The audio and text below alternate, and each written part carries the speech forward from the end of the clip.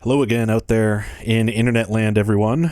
Welcome to another episode of Film Club, episode 13, or maybe we should talk about episode 1 of a different podcast title. Jon-Erik, welcome back, sir. Thank you, thank you. How you doing? Great to be back. I'm great. You been Used great a bunch of times there, but great, great, great. great, great, great. Got myself a date. Yeah, I'm been talking or been pretty pumped to talk about this movie for a while. So, Yes, yeah, the movie in question that we both saw in theaters together, which, like we always say, see the movies in theaters sometimes. It's an exhilarating experience, and this movie was, for sure, 2025 film Weapons by Zach Cregger. What did you think of this movie, John? it did not disappoint me. I went in with very high expectations because of Barbarian, just like you did. I know, because you love that movie as well. Yes. So I went in and actually, not even that, the trailer impressed the hell out of me too, because the trailer really didn't give a lot about of the plot or anything. So I went in with high expectations after his previous film and the trailer, and yeah, I was not disappointed in the least. Well said. It's my number one film of the year so far, and Woo-hoo. I don't see it leaving that list, that spot on the list. And you've seen a lot of movies this year too, so that's Hmm. as you do. So that's saying something, right? If it's that up there for you, because I was blown away by it It's too. funny because I keep meaning like I don't usually go to see movies twice in theaters, but this is one that I have to, and it just shows how good it is because it's been a month, over a month now, probably about a month and a week since we saw it, and it's still doing really well. I looked just a few days ago. I was going to the movie theater and I looked at the similar showtime to what I was seeing, and it was sold out. Wow. After we had seen it, And that now was it was only selling out. So that means this movie, like it's been kicking month and a ass. half later, or sorry, a month and a week later, and it's still selling out. So that just shows the word of mouth and yeah, how Yeah. good it is. It kicks some ass. That's for sure. And maybe before we get into it, we should do a little housekeeping. With the podcast itself, we're going to be kind of changing and evolving our name and our image and all these things, if you will, and focus, since we're now focused on the horror and have been for quite some time, and we're kind of behind the eight ball, we're just going to change the title of the podcast. So maybe this will be episode 1 of Deep Dark Weeds, because we seem to always get into the weeds on this show, right? It's kind of the fun Deep, of it. the dark, the weeds. Sam Jackson in Deep Blue Sea. A shark ate me. I got eaten in Deep, when he said, this Chappelle joke. I was eaten by a shark. Oh, goddamn, Sam Jackson. So good. But yes, so moving forward, we will, I guess, maybe retitle the number of the episode, or just maybe, I don't know. We'll figure it out. Maybe it's just going to be episode 14 next time. This is just the Mhm. crossover. We'll call it something really meta in the title. I've got a few ideas. So anyway, getting back to the movie, Nice. the weapons. It was the kids all along. It was the kids inside of us. Like, what a movie, eh? Like, I'm just making a dumb joke. I was trying What a movie. when I saw it in the theaters. It was such a fun time. I remember thinking to myself at the end, I wish I was like the smart guy in the audience who had like a punchy one-liner joke to say, like what were the weapons, or you know what I mean, something like that. Yeah, What a yeah, weird yeah. title. Like, what did it mean? What's the weapons, right? Something stupid, but it Oh, just it's didn't come to funny. me. But It is funny because I we saw it, me and you saw it, obviously, and then we went. I went with my coworkers at same thing too, and at the same screening, and we were all talking about it at work the next day.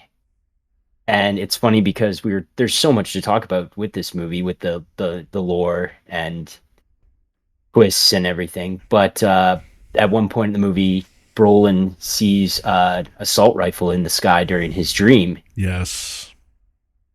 and we were kind of thinking about what that is, and it literally is just Krieger had that dream, this same image in a dream. So Is that what it was? I kind of found that funny. Yeah, that's Holy, what that is interesting. one coworker said that he looked it up and that yeah. Almost like the psychoanalytical aspect of it, right? Like in the subconscious of the American suburbs, there's a machine gun of some variety, you know, an assault rifle or whatever the hell it is up A in the lot of sky. I people forget have what it was, compared but it. A lot of Yeah, but a lot of people have compared it to like school shootings in the States, right? Because it deals with this grief and loss of like an entire classroom, and that's gone on in the States so many times yeah, you could definitely where make people those have to deal with the comparisons. tragedy and hmm Definitely see the comparisons, right? Because, yeah, as you know on this show, even though it's it's deep dark weeds now. In case I'll say it a few more times throughout the episode. Get your counter ready. Um, the dark, the weeds. I think that, like, obviously, spoiler alert, as always. I think that the kids going missing at the beginning is a perfect hook, like that montage and them all just running out. And not like you said, I was very kind of aware of not going to the theater with any expectations or like trying to avoid any of the promotional stuff for this movie. And even the stuff I saw might have been too much. Like there's one, like I've only watched the one trailer for it, right? And that was like the very first one. And it was like, it hyped me up. I thought it was one of the best modern horror movie trailers because it showed you imagery that was kind of haunting and interesting, but it didn't really give you the plot of the movie. And then the second one started showing, like at one scene, it already kind of gave away too much when like the parents are The stabbing second themselves trailer gave away in way the too face much. with Yep, the fork. parents. Yeah, that was like a Yeah, really, I don't know, that part kind of irked me out a little bit. But barring that, Benedict Wong's character. oh yeah, too, he does it too. Shit. What was his character? You see his character running with his eyes crazy Yeah, in the second trailer. So that was like, come on, that was too much. Like dead giveaway because then you could tell like when the scene was going to happen when he was going to get taken over or whatever. But so yeah, this first trailer incredible. Didn't give a lot away. Second trailer, when you watch, it doesn't really give a lot away. The second trailer, but when you watch the movie, it kind of does. Like as you're watching the movie for the first time, it's like, oh, I wish I hadn't watched that second trailer. yeah, yeah. It's I didn't see all the second one, but even the little bits of it I saw, like you said, it gave a lot away. So I think going into this movie and having a great time in the theater was an amazing experience. The movie has a lot of interesting themes going on, and at times it gave me a lot of like with the town dealing with the grief and the horror and the mystery of what happened to these kids. Why did they all leave on their own accord? And of course, this shines a spotlight on one of our main, characters in the movie, Julia Garner and Josh Brolin. And like their whole relationship throughout the movie and seeing how it unfolds. And like I think what people said to me, and I think you agree, right? It was kind of like a Magnolia, like Paul Thomas Anderson, I think, right? The style He of took the narrative style of storytelling throughout this movie, where it's like one character, then another character, and their perspective, right? yes, And the yeah. overlapping. He said style. that Magnolia was a influence of his for this movie And to you the know what? point that Alden Enric, how do you pronounce his name? Solo. Solo. His character Paul. Yes. They gave him a mustache, and he's a cop, and it's a nod to John C. Reilly's character in Magnolia. That is a fucking fun little thing, because I would have not ever known that. And like I still don't even That's know why really about Kreger's history with, like, I know he did the show The Whitest Kids You Know, and a lot of people have told me that, and Miss March. and I've heard I've seen some of them. It looks pretty funny. I haven't really gotten into it that much or too deep into it yet. The deep dark weeds. But yeah, it's like watching this again and then almost seeing Barbarian like for the first time maybe 3 months ago, give or take. This was like the 1-2 punch of the summer. I'm riding so high on ship Kreger right now. Like, ahoy, matey. We are off to the races. And the fact that he's doing Resident Evil next, I would usually say this, man. Like for like, I'm a big fan of Resident Evil, the video games. Played the ever living heck out of them, and every time a movie has come out, they've always bastardized it. You just roll your eyes. Yeah. You roll your eyes. It's Mila Jovovich kung fuing the fuck out of a million zombies. It's not like what you played, except for the later Resident Evils. You do have that action Chris Redfield punching boulders, and it's almost like a buddy cop movie, how over the top action it becomes.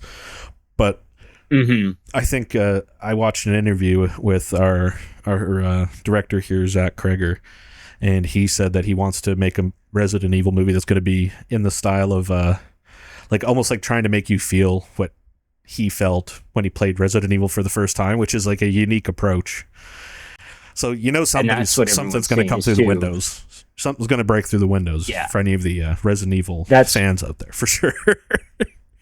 That's what he said too. Is he said that it's going to be the first Resident Evil game? First Resident Evil movie where it's being made by someone who actually played the game. Yeah. So this is games. Like the other guys. Like I remember even listening to some of the commentaries years ago, and you just tell like they just like mix and match whatever, and the lore of the characters are like, I'm not getting into the nitty gritty of it all, but like, that's kind of what we do when we're geeking out about stuff like this, right? And yeah, we get off topic, but it's usually for the best. Yeah, and we get into these like little anecdotes, but like seriously, the other people have never cared about the series. So the fact that this guy's pretty much got the keys to the kingdom in this point, right? Like just to get back on track a little bit, Weapons that just came out, budget of $38 million. As of right now, when we're recording this, it's sitting at $239 million worldwide. Our boy is it's killing it right now, and it's kind of like the talk of the town. I think I'm it's going to see it again.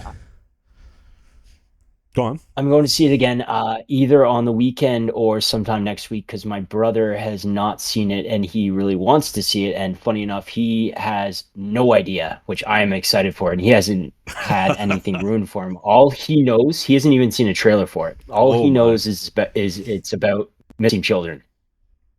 That's all he said the other day when we were hanging out, that he was just like, yeah, it's just about missing children. That's like, oh, buddy. That's so good. That's how you want to go into this. Yeah. And I think that's what made the movie so great, just to like kind of talk about a few things, like the themes of the movie, like the loss, how the town deals with this grief. A lot of the tones sometimes feel a little bit similar in a very good way, in my opinion, to Denis Villeneuve Prisoners, with Jake Gyllenhaal and our boy. I know, it's so funny because he also Zach Krieger's said that he took influence from that movie as well for this. Well, you know what? At least he's honest about it, because it worked for this movie. Everything, like, he kind of hodgepodge. I wouldn't say hodgepodge, but put things together, and it all worked out really nicely. Of course, yeah. I love the themes of this movie as well. Like, upon the rewatch, I also kind of was getting more into the themes of like the town itself and how everybody's dealing with this differently. Some people don't want to help the Josh Brolin character. Also, the Josh Brolin character kind of being funny. He has one of the funniest moments in the movie after he has that nightmare and wakes up. Yes. And just says what everybody in a horror movie is always like after one of those terrible jump scare sequences. It's just, what the fuck?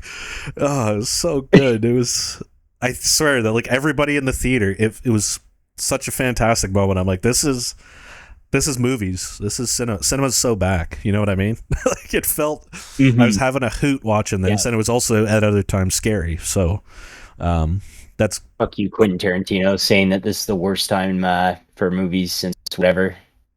Get out of your own ass.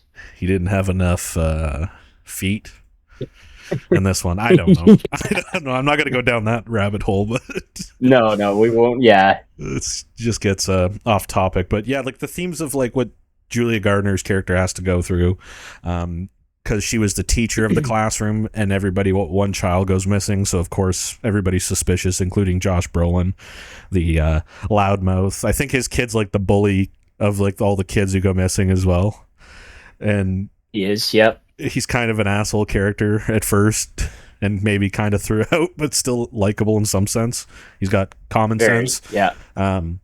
and you get to see these characters work, but also like the whole sequence with her getting jump scared at her house when Julie Gardner, after the town's pretty much grilled her. Those scenes he directs in the home are so damn interesting. Like the way he locks the camera off and does like a dolly shot of her grabbing something. Like, remember when somebody knocks on the door and it's like somebody spray painted her car and they call her a witch? There's the first hint in the movie that maybe there's something. I mean, I don't think a first time viewer would be, oh, well, that's what's going to be going on for like what's really happening in this movie. But the fact that she has witch on her car and the anxiety she has going throughout this is such like a real horror that Krager really gets. You know what I mean? Like when she goes to the liquor store, you do, and the girlfriend follows her in, or when she's going to the liquor store the first time and the guy comes up to her, hey, can I get borrow any money from you? And it almost looks like he might stab her, he might rob her. He's presented as intimidating, right? Because her point of view is very like anxiety fueled, and so it's like the fact that he's able to do that and have like real life horror within these characters and tell it in such an interesting way on like a pretty modest budget, with an original storyline, to me it's just like, man, I'm so happy with this movie. right? Yeah, I do like how early on too, like you don't know anything because it's just told the structure of the movie too, where it's told from the different characters' perspective. So each time that like a different perspective comes up, you get the character's name, and then you go back to different scenes and you get to see, you know, different things play out. But I thought early on in the movie, I was kind of like, when, especially when she had witch on her car, you do feel bad for her because you don't know what's going on and the anxiety of her and everything. But at the same time, you're like, well, what does she know? What is going on? Why was it her class? Why was only her class? You're kind of like Brolin, where you are angry. It's like, I want answers, right? Yeah. You're kind of hoping the plot moves forward a little bit because it takes time each time. Like you hope. I was hoping, and spoiler alert, we're going to get into those, that she didn't have anything to do with it, and yeah, you find out that no, she didn't, and yeah, it was just the way the movie plays out is just perfect, and it's another really good strength of his. Couldn't have been more happier. Yeah. It's another strength of his as a director as well, to really manipulate the audience into thinking things are going to go one way and really swerve you. I mean, he did that fantastically in Barbarian, and then when you watch Weapons this time, like what you were just saying, you have expectations of what's going to happen to some of these characters, and there's scenes that completely, like when the lady who's possessed comes out with a scissors or like a knife or something. Oh god, that was it's just so drawn out, and the style it's shot in is so like, I don't know why, I just thought, well, her character's dead, even though she's one of like the stars of the movie, right? I was just like, he drew it out for so long. My brain, I was doing all the mental gymnastics of, oh my god, is she gonna cut her throat? Is she gonna stab her through the chair? She's right behind her in the car, but the other main character's asleep. I'm like, fantastic shit on like such like a simple person walks out of a dark home. What's going on? It's a whodunit. It's a thriller. And you know, it touches a lot on those comedy. Suburban. There's a lot of funny scenes in this movie.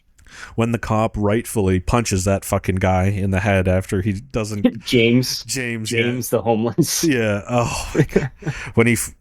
When he just asks you, like, do you got any sharps in your pocket? That part, like, that was like one of the parts that eked me out too. It's like, just, I don't like that concept of putting your hand in there and him jabbing his finger with a needle.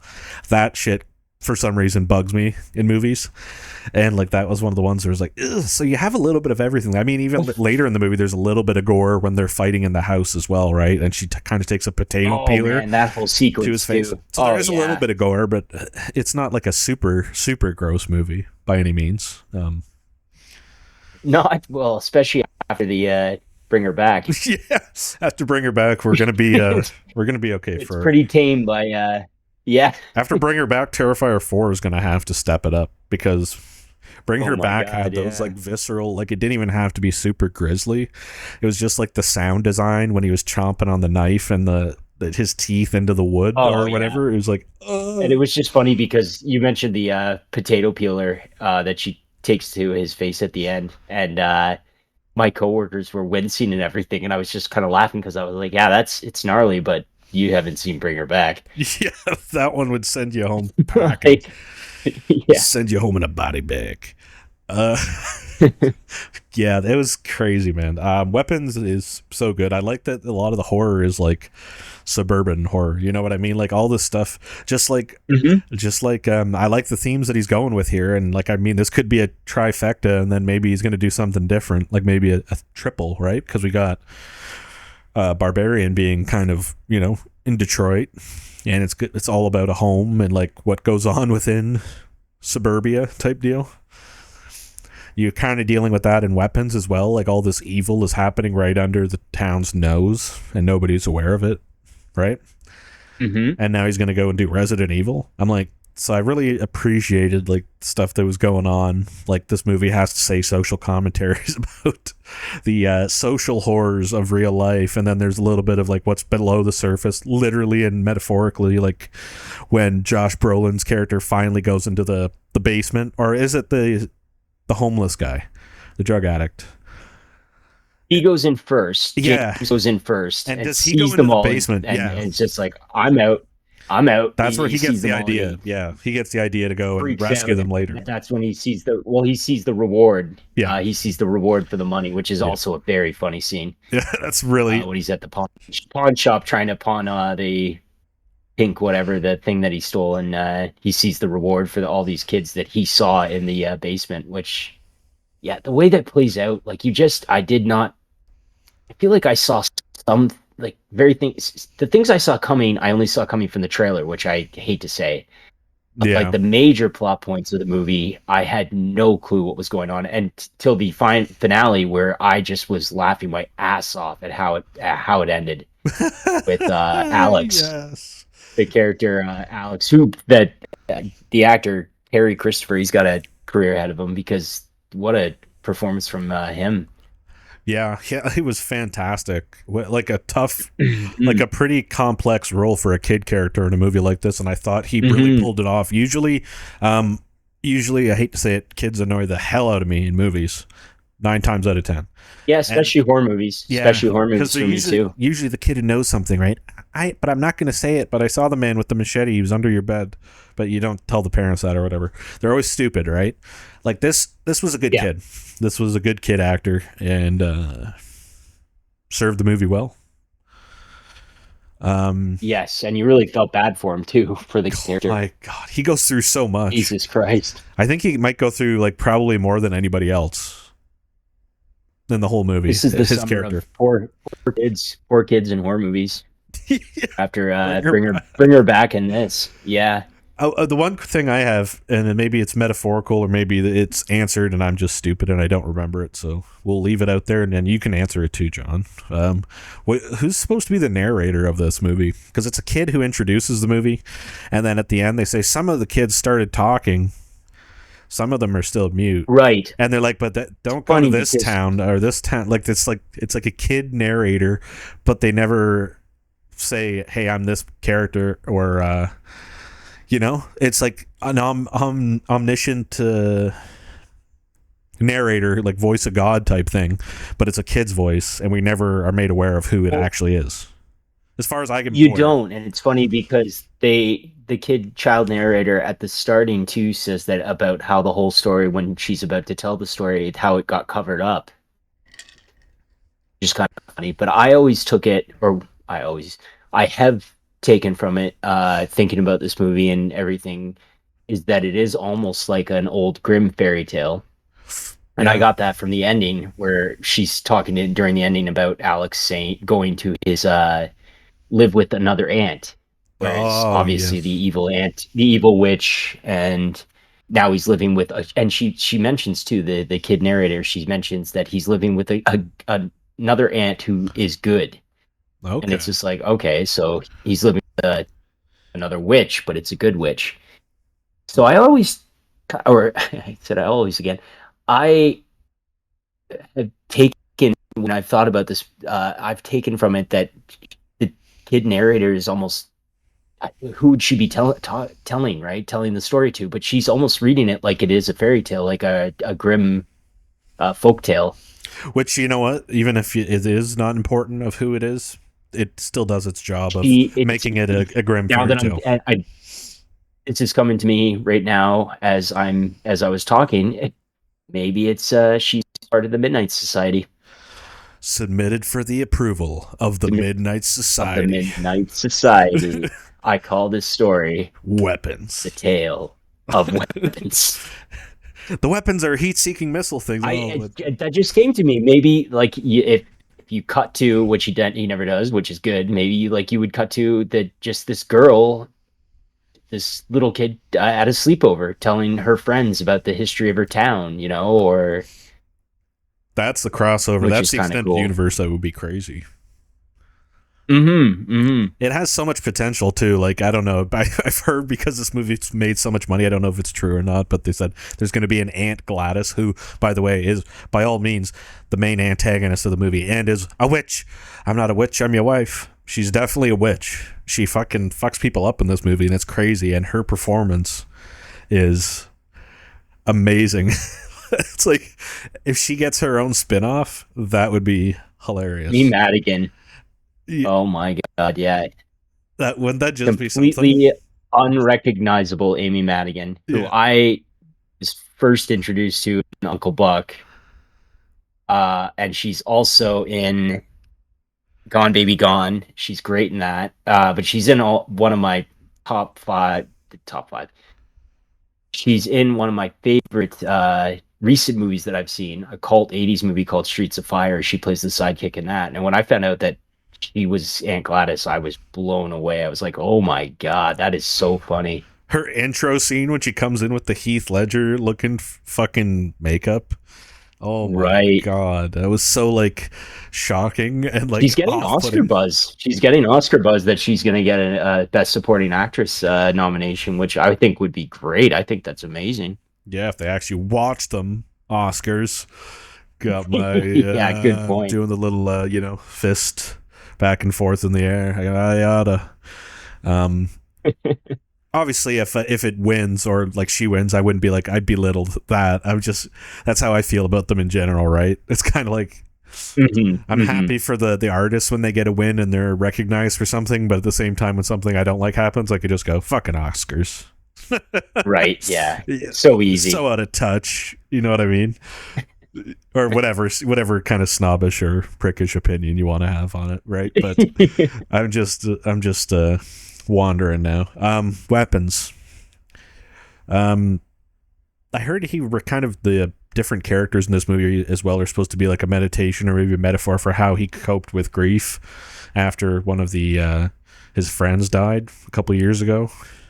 I forget his name. I think it's Trevor Moore or something. I think he's from the Wise Kids, Wise Kids, and they co-wrote Miss April. I think it's Miss March.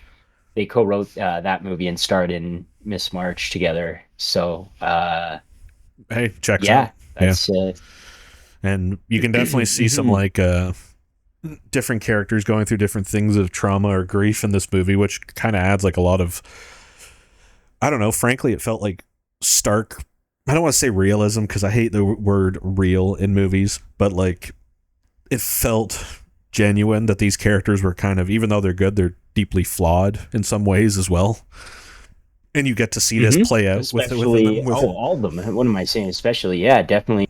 Because like, yeah, Julia Garner's character, when she like invites her ex-boyfriend, the cop, Solo, who's married, who's married, and then he goes and gets drunk and sleeps with her and has a one night stand and goes to work hungover, and they're just kind of yapping at each other, and you're getting this like real life tension and drama, and kind of like it's presented in such like a, I don't know, the attention to detail in his direction, and I'm thinking it probably comes from having that background in like doing sketch comedy and stuff like that, because all you're really focused on like timing, the structure of a joke, right, a space and time, and how to like really accentuate the environment and what you're really telling with this scene.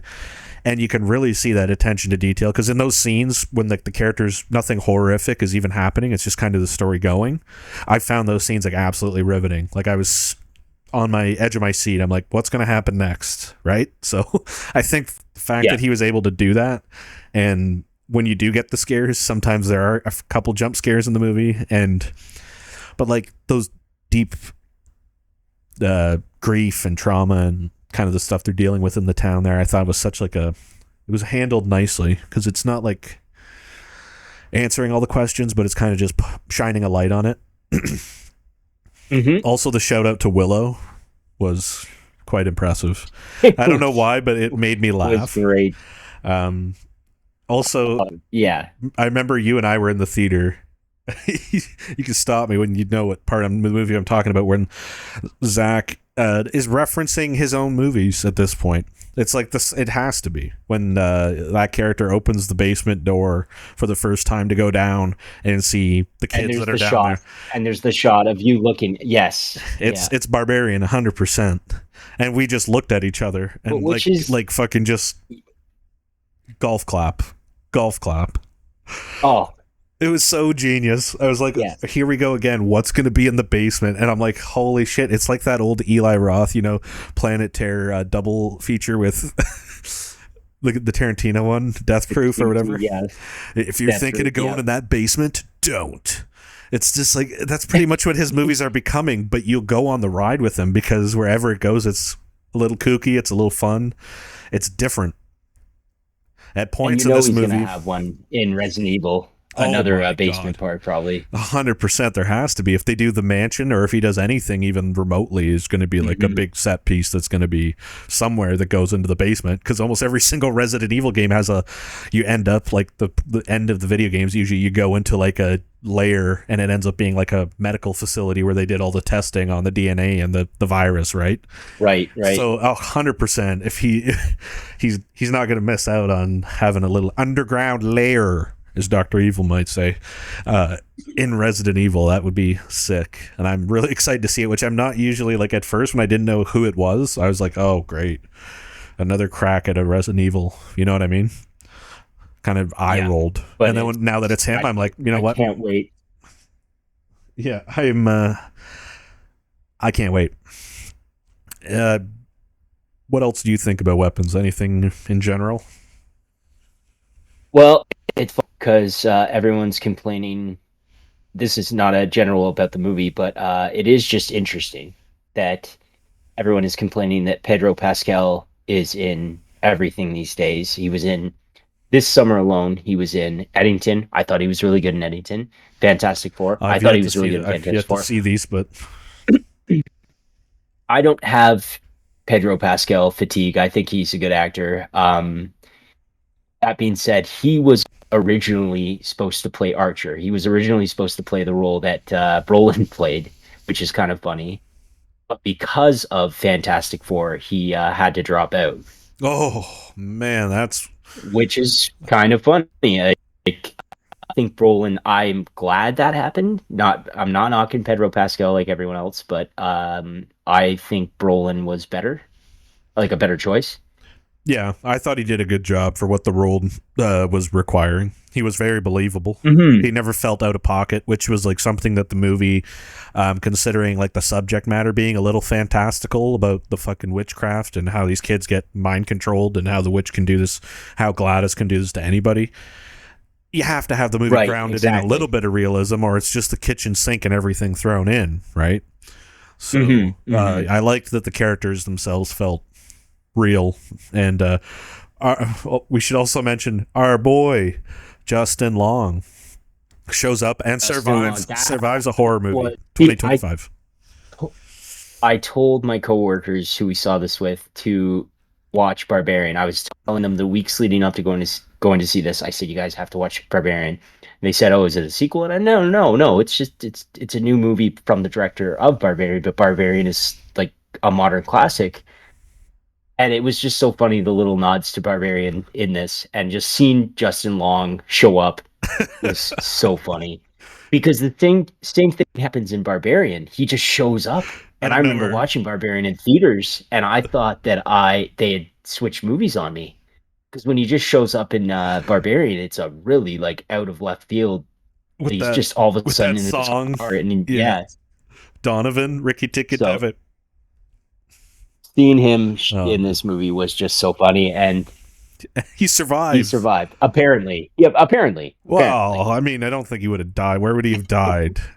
That's I enough know, for I'm you know what I kidding. mean. Justin Long survives horror film in 2020. Finally survives horror film in 2025. More at 6. Stay tuned, Jim. Some local news. Like this guy's batting 1,000 on dying in horror films, and he's finally done it. And the fact that he just shows up like that so randomly for some reason it cracked me up. Those scenes were very funny too. How he Archer, Josh Brolin character, goes and asks him first. Or does he ask? No, he asks the wife first, and then he goes back and asks the husband, who is played by Justin Long, and then he has to. The wife has to put up with him because Justin Long said yes. Like those scenes were very funny too. Yeah, it was a nice break from the. And funny enough, Justin Long's character in the movie, the wife is played by Sarah Paxton, who's actually married to Zach Krieger in real life.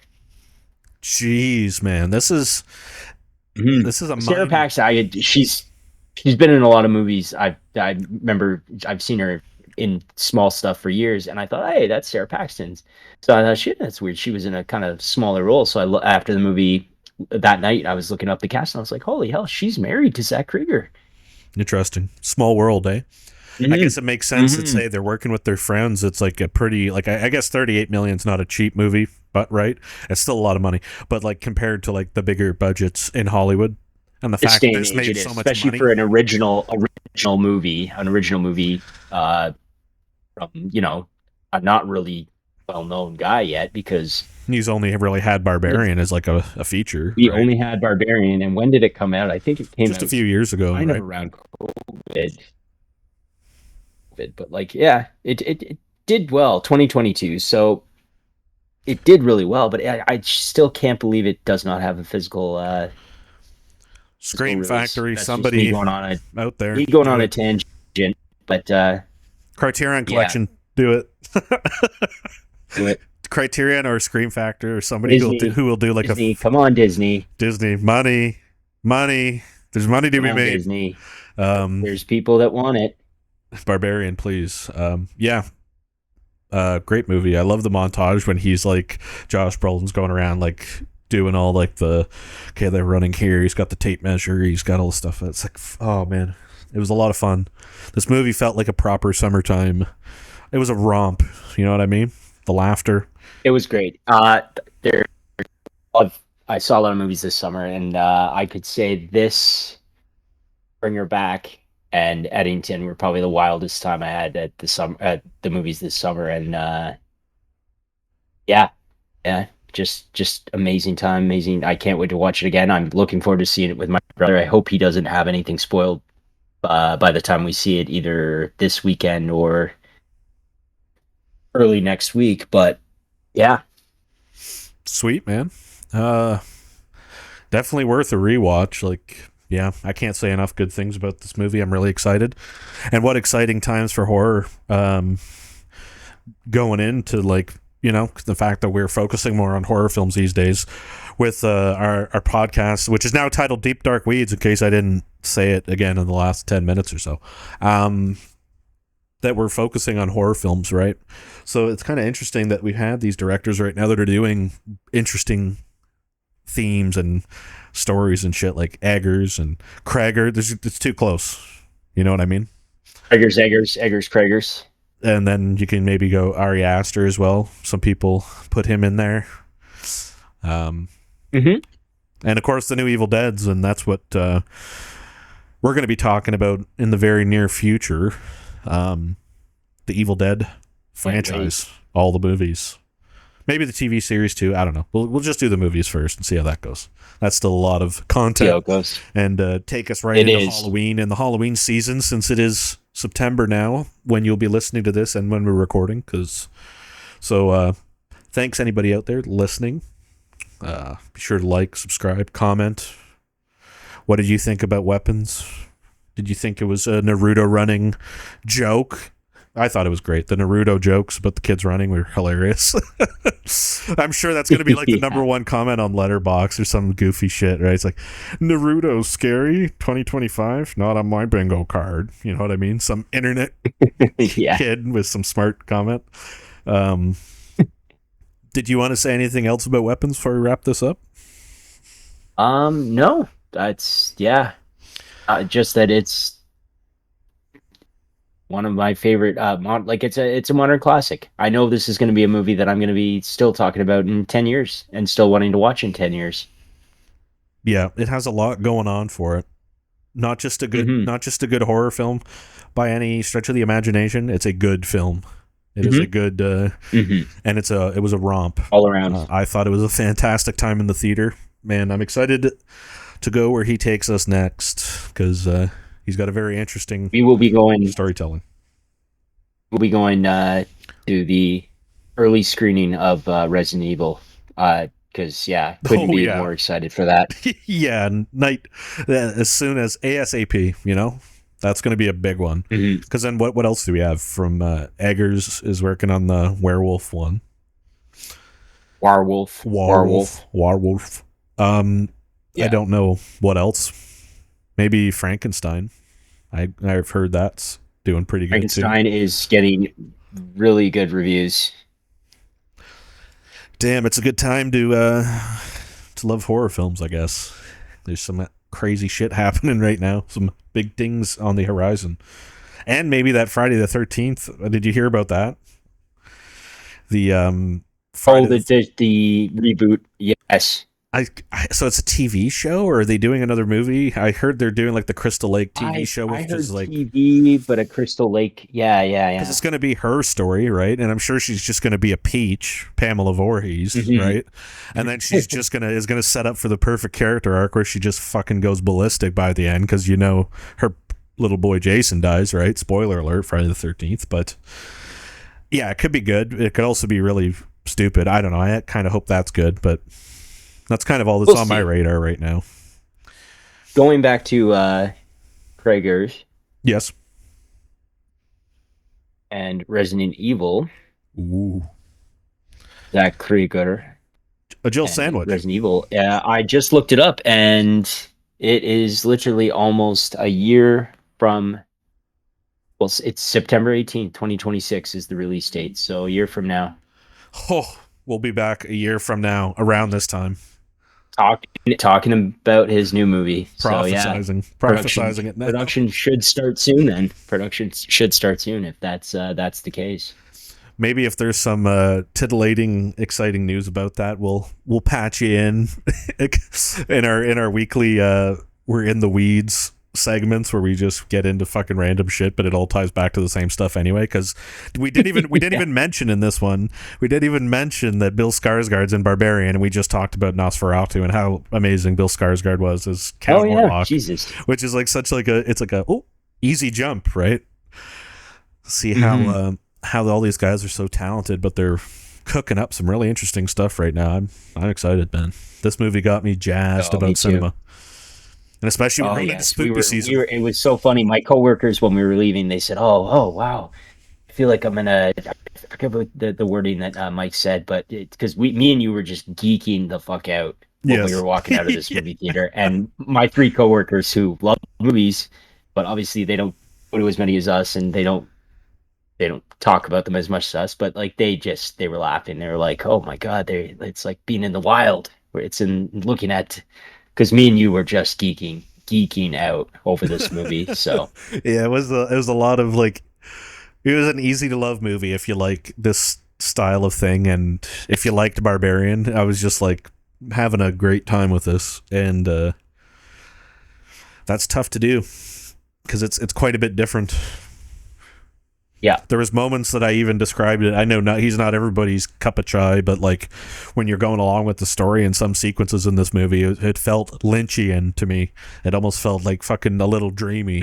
You know, when you're not really certain where the scene's going yet, but you're just kind of like it's almost following a POV for a moment, and then something kind of jarring happens. As per like the jump scare in Yes. Mulholland Drive, right? Or the dumpster, whatever one that is with the dumpster Ooga Booga behind the dumpster at the Denny's or whatever it is. I'm fucking it up. It's not Denny's, but you know the scene I'm talking about, right? That big jump scare. Oh, the Lynch fans, they're coming after you. Don't do it. Don't do it. It is You're not Mulholland gonna get Drive. anything from me. It's Mulholland Drive. but it's, I forget, they're eating at one of those breakfast joints, and the whole thing is like him reciting this nightmare he's had, and then you realize it's pretty much everything he's describing happens. It's almost the shit that Kreger does in this movie. Like when you can see like the open door and there's just abject darkness, and the camera just holds and lingers and maybe like dollies in or dollies out. I can't remember each specific time, but he's so good at like suspending the tension and suspending the moment of like, oh my God, what am I going to see next? And I was like, that's right. Exactly. Yeah. That's pretty nice. I don't know. It makes it quite horrifying. Very horror. But yeah. Anything else you think? That's it for me. I'm yeah. Well, thanks for listening, folks. We're gonna wrap up episode 13 / whatever this is gonna be called. Episode 13. Film Club 13.